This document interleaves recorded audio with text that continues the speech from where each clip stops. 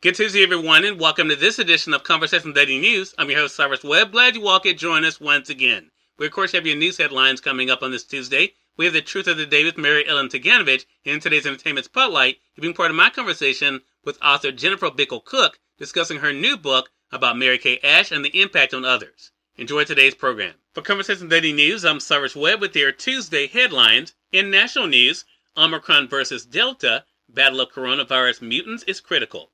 As the Omicron coronavirus variant spreads in southern Africa and pops up in countries all around the world, scientists are anxiously watching a battle play out that could determine the future of the pandemic. Can the latest competitor to the world-dominating Delta displace it? Some scientists poring over data from South Africa and the United Kingdom suggest Omicron could emerge the victor. It's still early days, but increasingly data is starting to trickle in, suggesting that Omicron is likely to outcompete Delta in many, if not all places, said a doctor who monitors variants for a research collaboration led by Harvard Medical School. Certainly, it's potentially alarming, but others said Monday it's too soon to know how likely it is that Omicron will spread more efficiently than Delta, or if it does, how fast it might take over. Many critical questions about Omicron remain unanswered, including whether the virus causes milder or more severe illness and how much it might evade immunity from past COVID-19 illness or vaccines. On the issue of spread, scientists point to what's happening in South Africa, where Omicron was first detected. Omicron's speed in infecting people and achieving near dominance in South Africa has health experts worried that the country is at a new start of a wave that may come to overwhelm hospitals. The new variant rapidly moves South Africa from a period of low transmission, averaging less than 200 new cases per day in mid-November, to more than 16,000 per day over the past weekend. Omicron accounts for more than 90% of the new cases in one province, the epicenter of the new wave in South Africa. In more national news, U.S. plans diplomatic boycott of Beijing Winter Olympics.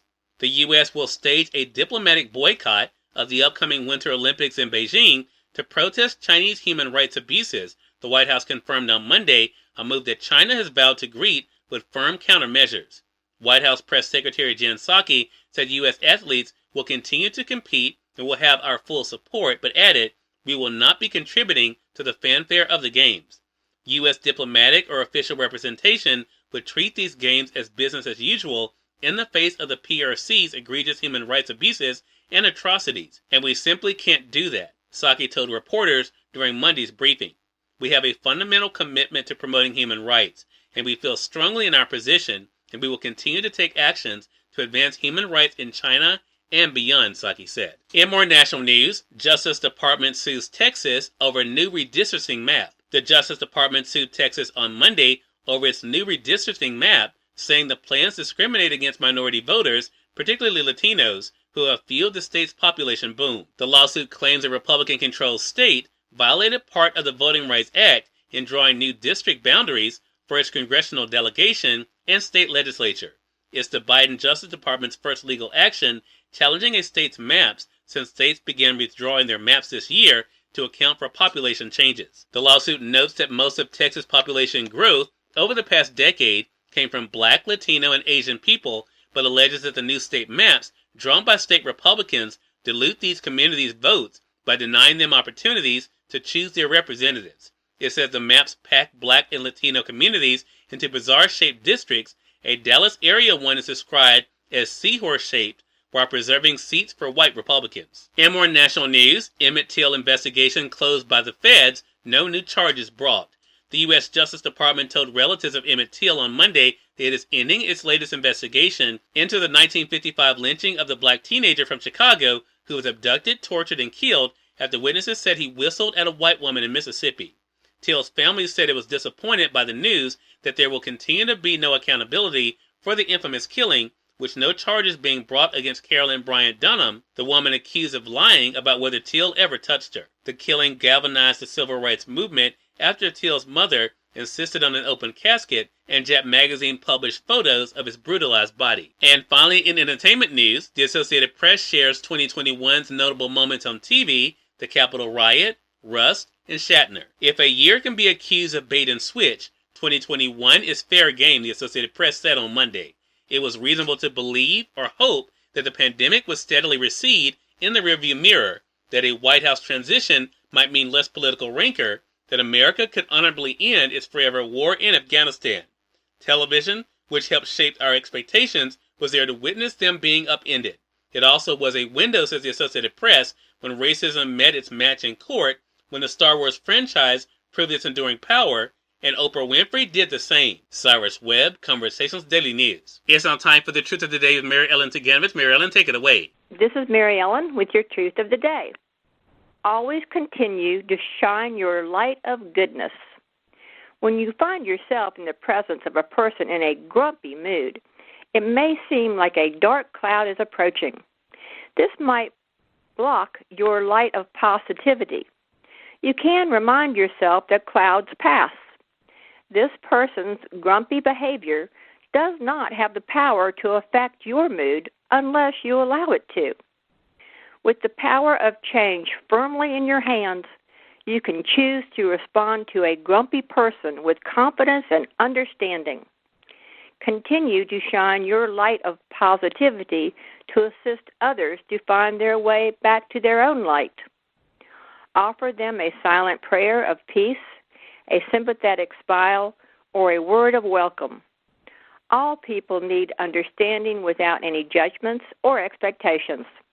Help a person to see the good in any situation they might see as troublesome. Today, find someone and make their day better. And also, enjoy your day. Author Jennifer Bickel Cook is featured in today's Entertainment Spotlight. We're here on Conversations Daily News. For Conversations Daily News, I'm Cyrus Webb with the Entertainment Spotlight. Author Jennifer Bickel Cook joined me recently on Conversations Live, the radio show, to talk about her new book, Pass It On, What I Learned from Mary Kay Ash. Here's a bit of our conversation. I really enjoyed this book because I did learn so much, not only about Mary Kay's life, but also about the impact she had on others, including yourself. So what has it been like for you to share those reflections now in this new book? Well, it's like a passing on of what she taught me, which is what she always told people. When people would ask, Mary Kay, how can we repay you for what you've done for us? She would always say, just pass it on. And what she meant was to pass on that way of life that she shared with everyone that she met. And that was to live by the golden rule and to put God first, family second, and career third. And Mary Kay not only preached this, but she walked it. And I just loved to watch her with people, because she was such a master at loving people and making people feel important. And Jennifer, I think the backstory is something, people like myself, again, we've heard the name. Of course, we know about the products and the impact the business has had on individuals. But I've never read before your book about her own beginnings. How much did that inspire you to see where she began and where she was able to go?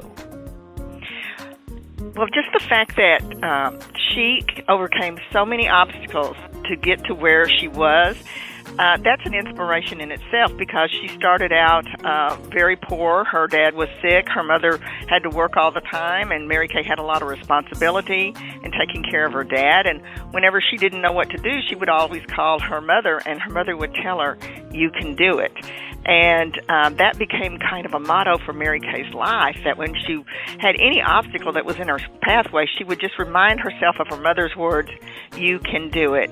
And in that way, she was able to overcome a lot of obstacles, and she did have a lot of them. Cyrus Webb, Conversations Daily News. We thank you all for tuning into this edition of Conversations Daily News. Provide you guys on tomorrow's more news, Truth of the Day with Mary Ellen Ciganovich, and of course your Entertainment Spotlight. Until then, I'm your host, Cyrus Webb, saying as always, enjoy your day, enjoy your life, enjoy your world. Thank you all for choosing Conversations Daily News today. Let's make it a great one.